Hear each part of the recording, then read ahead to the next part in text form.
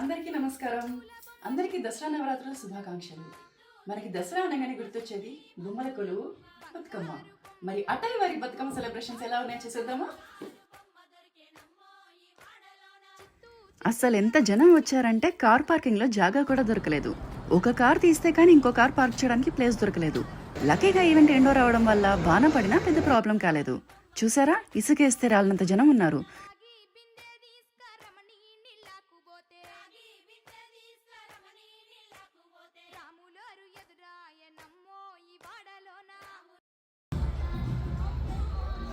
మన చిన్నప్పటి తిరునాళ్ళని గుర్తు చేస్తూ ఆ బొమ్మల స్టాల్స్, ఆ jewellery stalls, beautiful decorations, full జనం. అసలు పండగ అంటే ఇంత సందడిగా ఉండాలి కదా అనిపించింది.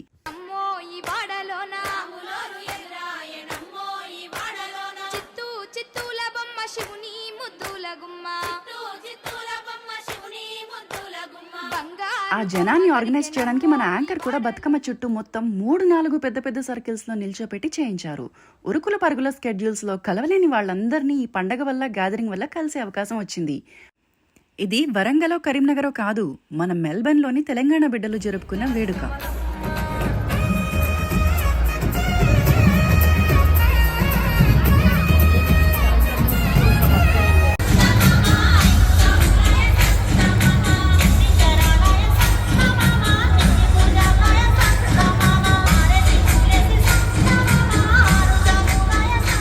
జనాల ఎనర్జీ లెవెల్స్ ని మ్యాచ్ చేసేలాగా మహారాష్ట్రియన్ స్టైల్లో డోల్ కూడా ఉండింది.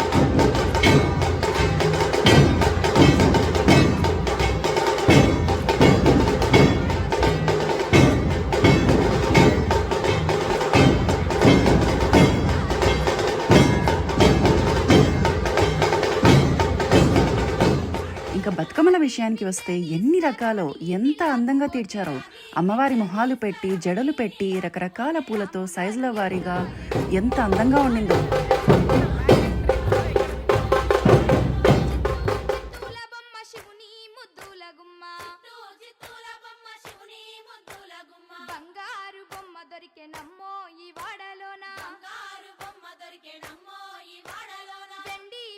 మరి ఇంత పెద్ద ఈవెంట్ జరగాలి అంటే వాటికి నిధులు కూడా సమకూరాలి కదా. మరి ఈ ఈవెంట్ కి సపోర్ట్ చేసిన స్పాన్సర్స్ అందరికీ కూడా ధన్యవాదాలు తెలియజేశారు అటై కమిటీ వారు. ఇంతమంది జనాలని ఆకలితో పంపకుండా అంతే ఘనంగా భోజనాలు కూడా పెట్టారండి. ఏ మాత్రం తక్కువ పడకుండా ఆఖరికి ఐస్ క్రీమ్ తో సహా అరేంజ్ చేశారు. ఇంకా ఈవెంట్ హోస్ట్ గురించి చెప్పాలండి, మా మధు ఈ అటై బతుకమ్మ మొదలైనప్పటి నుంచి, అంటే గత 11 సంవత్సరాలుగా ఈ ఈవెంట్ హోస్ట్ చేస్తుంది. మా మెల్బర్న్ లో స్టార్ యాంకర్ మా మధు. అలానే అటై వారు మీడియా పార్ట్నర్ అయిన టోరీకి కూడా ధన్యవాదాలు తెలియజేస్తూ మొమెంట్ కూడా ఇచ్చారు. నేనైతే మంచిగా బతుకమ్మలతో ఫ్రెండ్స్తో సూపర్గా ఎంజాయ్ చేశాను.